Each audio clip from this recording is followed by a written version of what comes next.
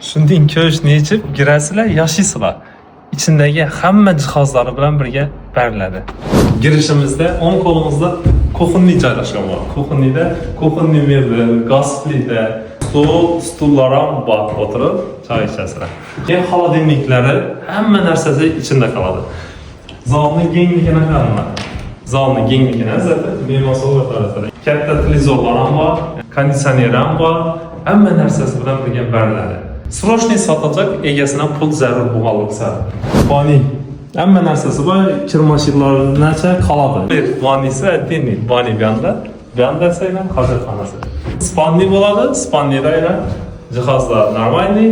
Ayollarimiz uchun eng qiziqlari yuvinib teyinda katta podvoli bor ekan. Bankalarni bosib tashlayverasizlar. Bu yerda muskoy zal esa bo'ladi.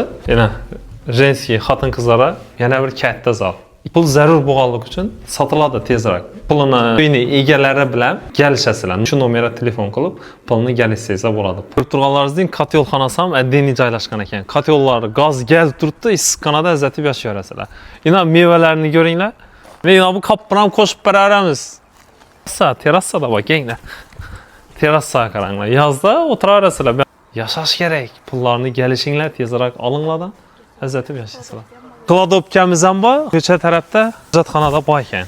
Bu yerning lokatsiyasiga keladigan bo'lsak, Malika kafeni doğrusu desak ham bo'ladi. Qo'g'a yetmay chap tarafda.